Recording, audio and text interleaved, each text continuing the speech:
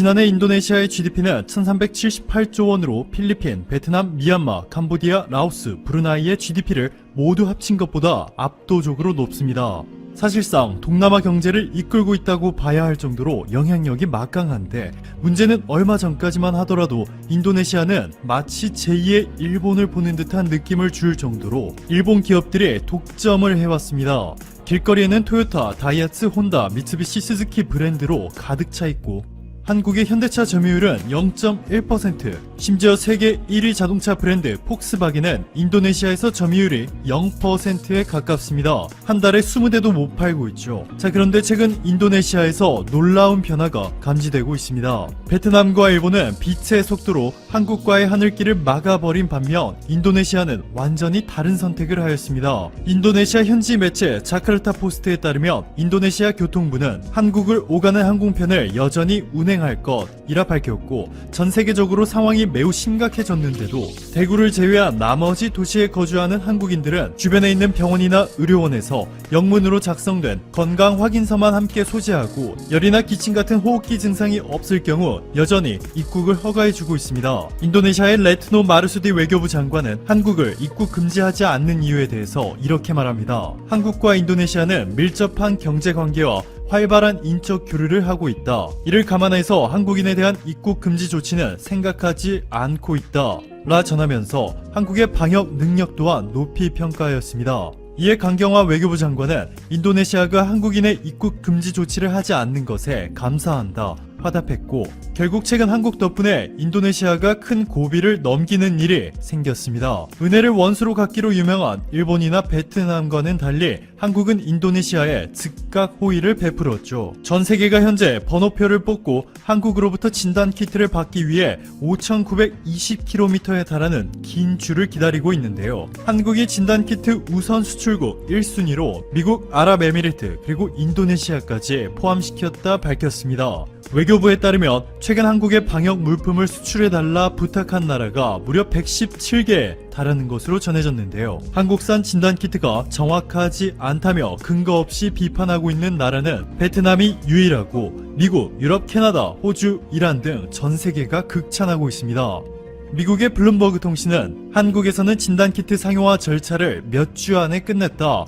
원래 진단키트를 상용화하려면 약 1년 정도가 걸리는데 미국이나 일본과 상당히 대조적인 모습이다 라며 한국의 개발 속도에 놀랐다 전했고, 스콧 고틀립 전 미국 FDA 국장은 한국 보건당국자들의 보고는 매우 상세하다 라며 거의 2만 명을 검사했거나 결과를 기다리고 있다. 상당한 진단 능력을 보여준다. 한국은 하루에 3,000건이 넘는 검사를 할 수 있다며 감탄을 멈추지 못하였습니다.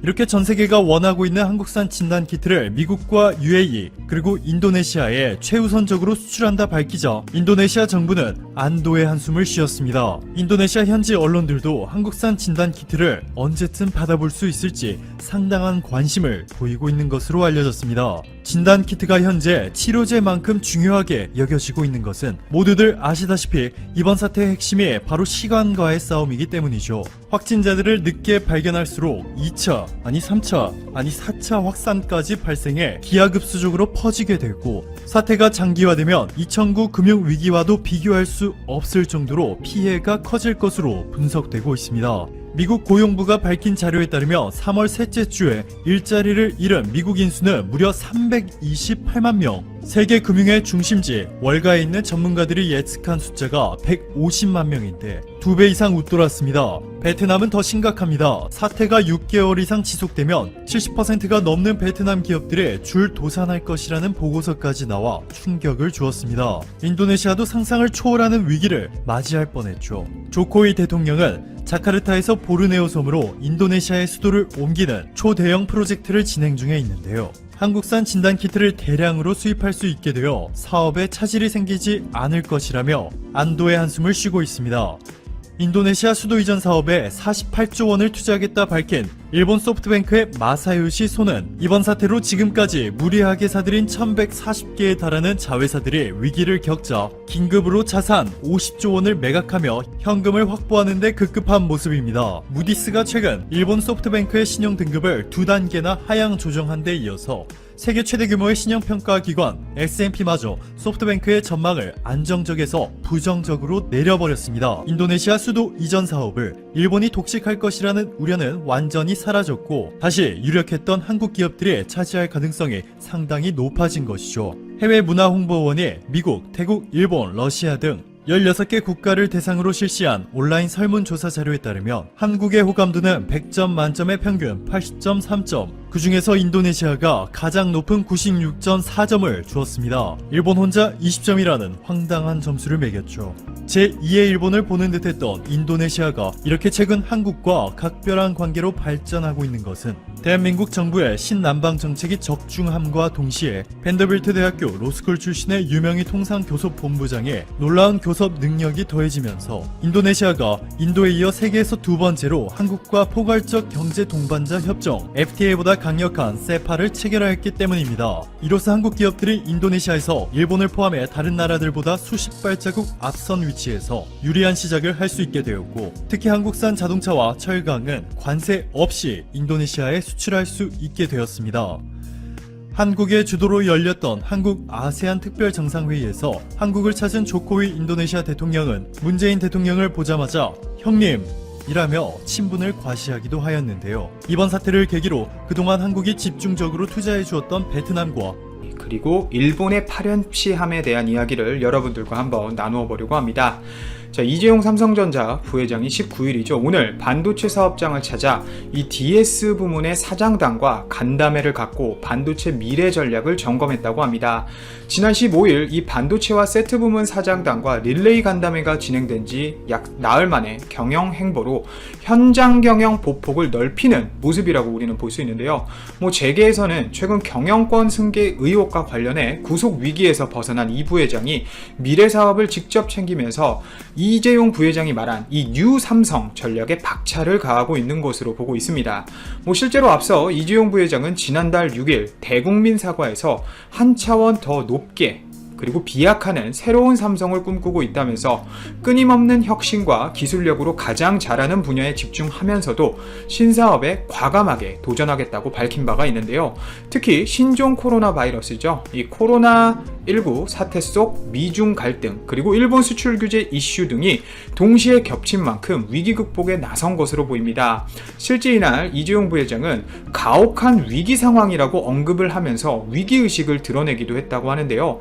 삼성전자에 따르면 이재용 부회장은 경기도 화성에 있는 이 삼성전자의 반도체 연구소를 찾아 차세대 반도체 개발 로드맵, 메모리 및 시스템 반도체 개발 현황, 설비, 소재 및 공정기술 등에 대한 중장기 전략, 그리고 글로벌 반도체 산업 환경 변화 및 포스트 코로나 대책 등을 논의했다고 밝혔습니다.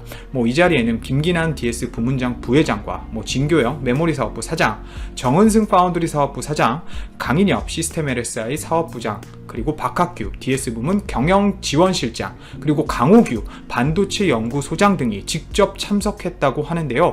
사실상 반도체 관련 각 사업부의 모든 최고 사장단이 불려온 것과 다름이 없고, 이 부회장은 간담회를 마친 뒤 반도체 연구소에서 이 차세대 반도체를 개발 중인 연구원들을 찾아 격려하면서 임직원들과 함께 반도체 비전 2030 달성 의지를 다지기도 했다고 합니다. 이도 이럴 것이 최근 삼성전자와 대만 TSMC 간 반도체 초미세 공정 경쟁이 불붙고 있기 때문입니다. 세계 1위 반도체 위탁 생산, 즉 파운드리 업체 대만 TSMC가 최근 5나노 제품 양산에 이어 3나노 공정 설비 설치를 시작하면서인데, 이 후발주자인 삼성전자보다 반발 앞선 조치를 갑작스럽게 나서고 있기 때문입니다. 삼성전자도 하반기 5나노 제품 양산에 돌입하는 등 추격의 고삐를 쥐고 있는 만큼 긴장을 한 채 앞도 알 수 없는 이 반도체 시장을 선점하기 위해 발빠른 대응이 필요하기 때문이죠. TSMC가 이달 3나노 공정 설비를 설치를 진행하고 있는 것으로 파악이 된 상태이고, 올 상반기 5나노 제품 양산에 성공한 동시에 3나노 생산을 위해 첫 발을 뗀 것이기 때문에 3나노보다 한 단계 아래인 이 5나노를 양산할 수 있는 업체도 전 세계에서 TSMC가 현재 유일한 만큼 삼성전자는 하반기 5나노 양산에 들어가기 때문에 추격자인 입장에선 당연히 마음이 급할 수밖에 없습니다. TSMC와 삼성전자는 2022년 하반기부터 본격적으로 3나노 양산에 돌입할 계획을 대외적으로 밝혀왔지만 TSMC가 설비를 먼저 들여오면서 삼성을 앞지르려고 하고 있는 것이죠. 아시겠지만 미세 공정은 반도체 업계 기술력의 척도입니다. 나노 단위의 광원을 통해 반도체 회로를 세밀하게 그려내는 것인데 굵기가 얇을수록 성능과 전력 효율이 뛰어나기 때문입니다. 그리고 미세 공정이 성공할수록 반도체 칩 사이즈도 작아지고 제품 속도도 빨라지며 비슷한 수율로 웨이퍼를 제조할 수만 있다면 제조업체 입장에서도 원가가 크게 줄어들게 되죠. 특히 3나노 반도체는 인공지능, 즉 AI, 그리고 5G, 자율주행차, 클라우딩 컴퓨트 등 이 향후 고부가가치 제품에 중점적으로 사용될 것으로 예상되는데요. 미래 시장 선점을 누가 하느냐가 관건이 된 것입니다. 실제 미국 애플, 그리고 구글, 중국 화웨이 등 주요 IT 기업들은 이 TSMC와 삼성전자의 3나노 기술 개발 동향에 꽤나 관심을 보이고 있는 것으로 알려져 있습니다. 때문에 삼성전자도 기술 추격의 속도를 내고 있는 것이고요. 현재 삼성은 지난해 4월 업계 최초로 이 극자외선이죠. EUV를 활용한 7나노 공정 기반의 반도체를 생산하는 등 유일하게 대만 TSMC와 기술력 우위 경쟁을 벌이고 있습니다. 올 하반기부터는 5나노급 양산을 시작하는 데 이어 2022년 TSMC보다 앞서 3나노 양산에 나설 계획이라고 하는데요. 지난달엔 경기 평택 공장의 파운드리 라인을 증설하기 위해 내년까지 약 10조 원을 투자키로 하면서 TSMC와 비교해 약점으로 그동안 꼽혀왔던 생산 능력도 크게 늘리기로 했습니다. 현재 이런 분위기와 더불어서 올 2, 4분기 삼성전자와 TSMC 간 전세계 파운드리 시장 점유율 차이가 좁혀진 것으로 또 파악이 됩니다. 좋은 징조죠. 시장조사기관 트렌드포스에 따르면 삼성전자의 2, 4분기 파운드리 시장 점유율은 18.8%로 전분기 대비 2.9%포인트 상승을 했고, 반면 TSMC의 점유율은 전분기 대비 2.6%포인트 하락한 51.5%였습니다. 삼성전자의 경우 5G 스마트폰 시장 확대를 바탕으로 퀄컴 등 주요 애플리케이션 프로세서 설계 업체들의 주문이 늘어난 데 따른 영향이란 분석이죠. 어찌 되었건 이런 어려운 상황이기 때문에 이 부회장은 이 가혹한 위기 상황이다, 미래 기술을 얼마나 빨리 우리 것으로 만드느냐에 따라 이 생존이 달려있다, 시간이 없다면서 기술 개발에 힘써줄 것을 당부했다고 하네요. 반도체 연구소는 이미 유명합니다. 이주용 부회장이 지난 1월 올해 첫 경영 행보로 택하는 등 이 각별히 챙기는 곳이기도 하고, 당시 이 부회장은 삼성전자가 세계 최초로 개발한 3나노 공정 기술을 보고받고 미래를 향한 끊임없는 도전을 당부한 바가 있는데요. 우리나라 삼성전자가 5나노에서 혹여나 TSMC에게 조금 뒤지더라도 이 게이트 올어라운드, 즉 GAA를 활용한 3나노 공정에서는 TSMC를 7나노처럼 다시 한번 앞서기를 바랍니다. 자, 그리고 다음은 열받는 일본 이야기입니다. 일본 정부가 한국의 수출 규제 문제와 관련해서 세계무역기구죠, WTO의 패널 설치를 재차 요청한 것에 대해 매우 유감이라는 입장을 내놨는데 저도 유감이네요. 관련 협상에 불성실한 태도로 일관해온 일본이 한국이 WTO를 통한 압박에 나서자 사태의 책임을 우리 정부에 전가하고 있는 것입니다. 답답합니다. 일본 정부 대변인이죠, 스가 요시히데 관방장관은 19일 정례 기자회견에서 수출 규제 조치와 관련한 질문에 한국 측의 일방적인 대응은